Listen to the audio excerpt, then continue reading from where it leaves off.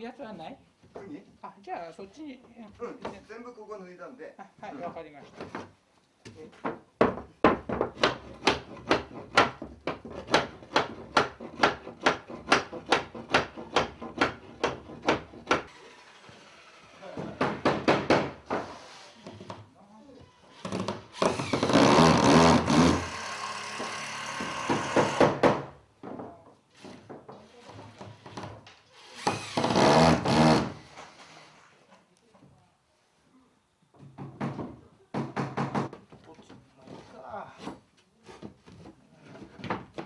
いいですよ、そっちぐらい。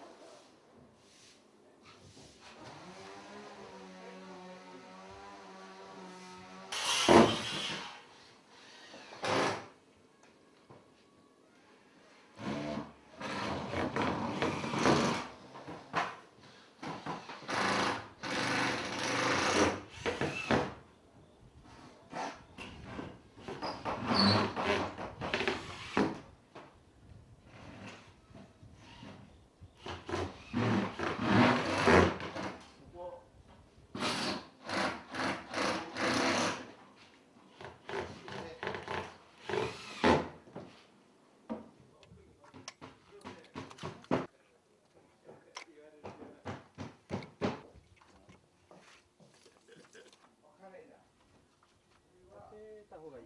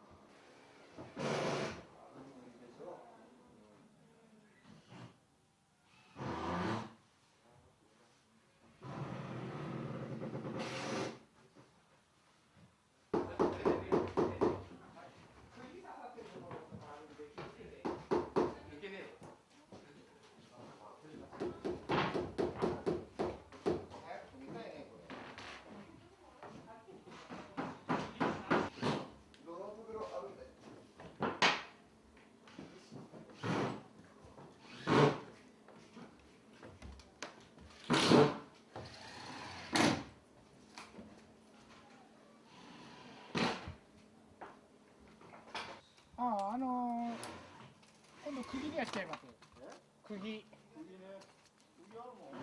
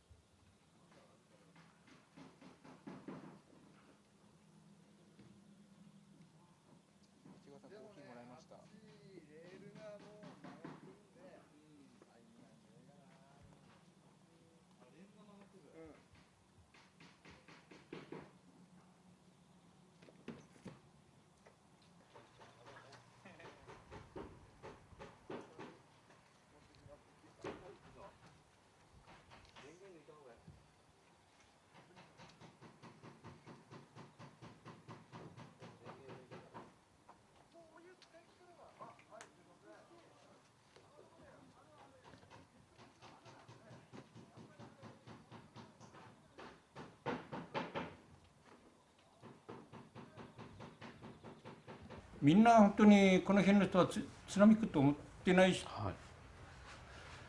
で我々消防、それから警報も鳴ったっていう話なんだけど、我々聞いてね、聞こえてこなかったのね、うちの女房もね、はい。2人で聞いてねかったんだけども、地元の駐在さんが来て、大津波警報時だから逃げなさいということで来たんです。はい。それでも私は逃げる気なくてね、はい。もう肥料とかなんかみんな地震で倒れてしまったから、それ重ね方直し方したのね。でうちの俺のばあちゃんと、それからあと嫁さん、はい、息子の嫁さんと家のと早く逃げてしまったんです。息子は仕事でいなかったからね。あと孫一人うちにいたの、その孫が俺の車に乗ったから、はい、まあ仕方なくて逃げたっていうのが本当なんだけど。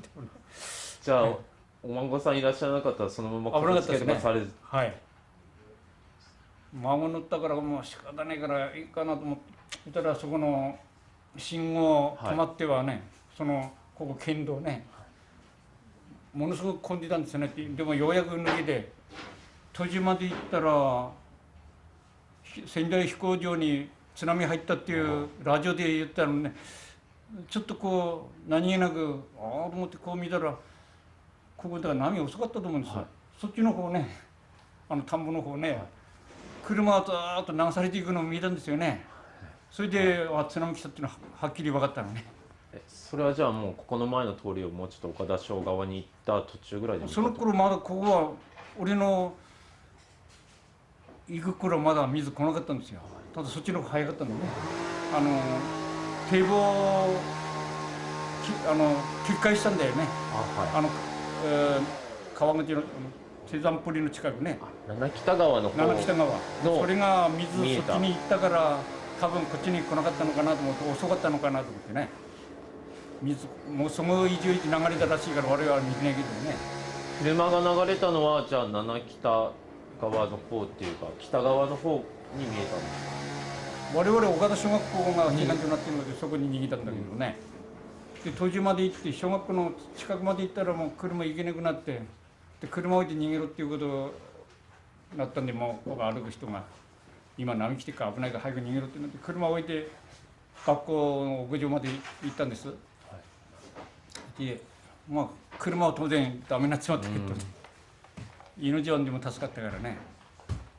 最初にその後いろいろ避難所生活になったと思うんですけど、はい、このご自宅にはい、初めてまた戻ってこれた日、そしてそれを見た時ってどういう感じだったんですか。3日目か4日目じゃなかった。すぐに来ようと思ったんだけども、道路を歩けるような状態でもないし、であと行ってダメだってお巡りさんにもね、はい、止められてこっち来られなかったんです。はい、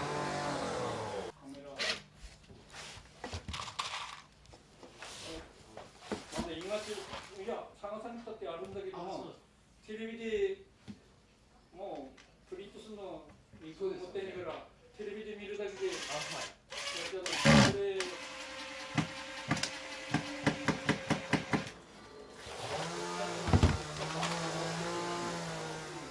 水はどれくらいの高さまでこの家？南市の下まで。ああ、いいですか。ここまで来た。こ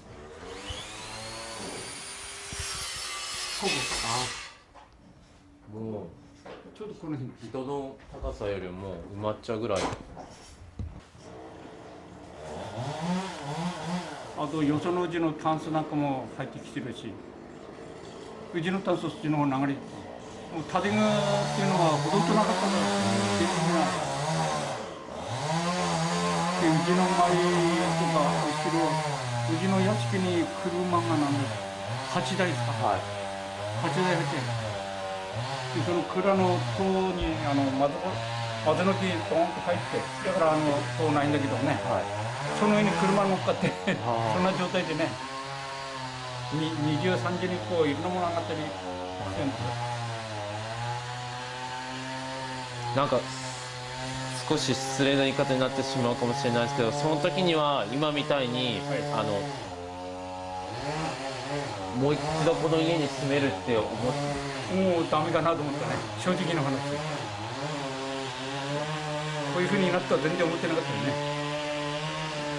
住める状態になるとは住んできゃ全然もうだってもう遠い一枚もないしね。あとそっちの部屋なんか押し入りもドンと売ってるし、あとそっちの部屋は床は落ちるしね。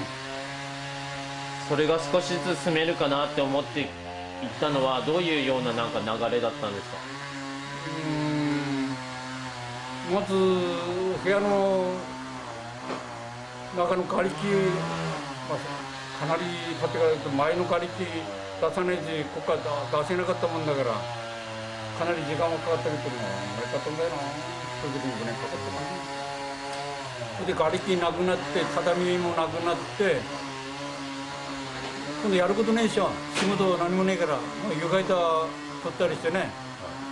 そのうちにボランティアさん来るようになって、はい、床下の泥を上げてもらったりしてね。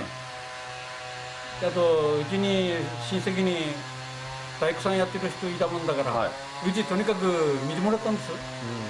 そしたらレーザーっていうんですか、機械持ってきて柱の傾きを見てもらった見たんだね。そしたらあんまり狂ってないもんだから、これリフォームできるよって言われたから、そこからじゃあリフォームしようかなと思ったんですよ。新築ったってね、この頃もすでにここ秋行くとか行かねえとかっていう話も、正式ではねえけどね、ちらほら出た頃だったから。ただここ屋敷うちかなり広いんですよ。屋敷ここの田淵だけでも約900坪あるんですよ。あとそっちもみんな畑なんですよね。これこの土地、さっきも話したように戦後からねずっと受け継いできたここを捨てているわけにいかないから、で大工さんもほらリフォーム大丈夫だって言うから、どんなことあったってここに住もうっていう気持ちになったのね。ただ新築ダメだとかなんとかっていうことになったけども、リフォームたらいいっていうことでね、リフォームまでは規制はかけられないっていうことでね。で例えばそこは県道かさ上げされてもここに住むつもりではいたのね。地震来たら逃げばいいとにかくやっぱりね、ここ守んなきゃいけないなっていう、せっかく今までね17代も続いてきたそこから逃げるわけにいかないですよ。先祖にも申し訳ないですね。もうじゃあやっぱ高台移転だろうか集団移転だろうが、やっぱこの場所とかこの家に住むっていうことは二平さんにとってすごいやっぱ重要なことだったんですか？いや、私にとっては重要ですよね。あと経済的なものもあります。だってこの辺はもう土地の値段なんてあってないようなもんですよ。水かぶしまったらね。で今度あっち移る方はその当時で30万とか坪ねって話だったけども、だって正式な値段じゃないし、もっと高くなる可能性もあってね、とてもじゃねえが買えないよね。ここいくら土地広げたって売ったってね、それもあるしね。でこの年になれば借金しようにも金も貸してもらえないでしょ、どこでって。でリフォームだければある程度もう金のかけようだな。それからリフォームをとにかくで親戚とかなんかでね、地震でダメになったうちもちょうどあったもんだから建具使えるやつをみんなもらってきて、畳とか周りの人の家から。はい、これみんな古いの全部みんなもらってきたんですよ。今完成するっていうか、もうほとんど住めるような状況にまでなる。サッシが入ったりして、周りはサッシね、おかげさんでちゃんとやってもらったからね、住むだけはただちょっと建具ないから寒いね。ただまだ住む気はないんです。そうです。今は仮設住宅、仮設に行ってますから、やっぱり仮設にいないといろんな情報も入ってこないし、じゃあこれからこの家に住むとかそうなってきたりするのはどれくらいになるんだろうって今考えて。まだ決めてないです。できればやっぱり私としては早くはこっちに戻ってきたいね。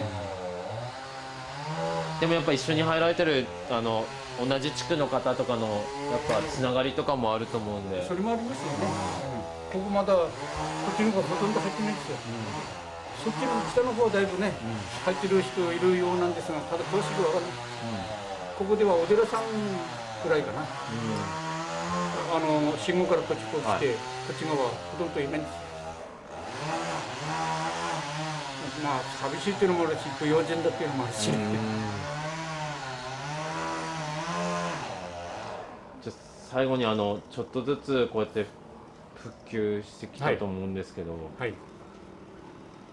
なんか改めてここの場所ってすごい僕はいい場所だなっていうか、海も近いし、本当震災前はすごいいい場所だなと思ってて、こんなにいい場所ないと思って我々住んでましたからね。だってここの地区っていうのは冬でもあんまり同じ東北のでもね、雪も少ないし割と暖かいんですよね、仙台はね。あと台風なんかもあんまり被害ないとこなんですよ。結構ね、福島まで来てこっちに行ったりこっちに行ったりあんまりやられないんですよ。とっても住みいいなとは思ってやるね。まあそういうことよりもやっぱ我々も私も75年ここで暮らしてるわけなんだけども、住み場都でね、こんなにいいとこないですよ。あと地元の人たちもみんなね、気分頃みんな分かってるからね、知らないとこ行ってポツンと行ったら我々だって気持ちどうなるか分かんないですよね。結構稼いずにいても急に病気した人とかちょこちょこあるみたいですよ。環境変わるとやっぱりそう。そして狭いところで朝から晩まで中にいたら、ちょっとおかしくなるかな。私はここにいたから来るんだけどね。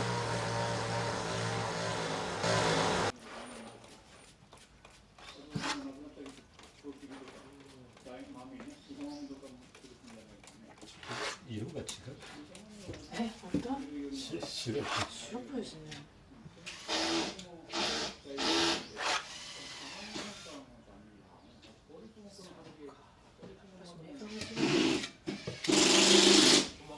でも、今度来た時。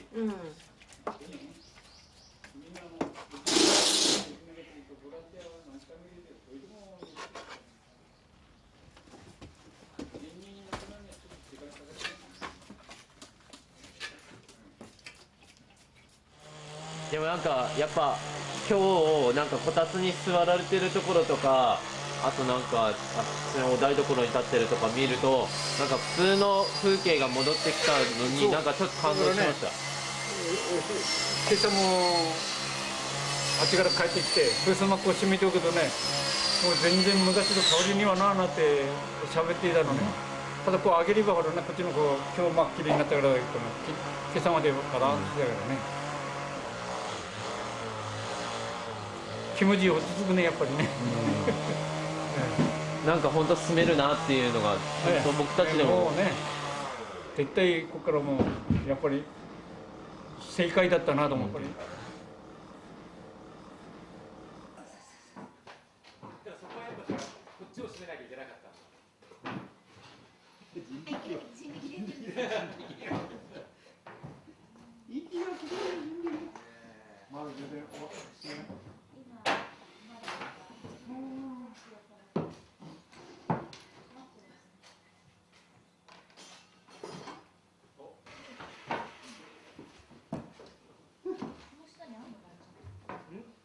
ここはね、途中からね、血が変わってるから、これどこまでこれなので、ここから先はもうない。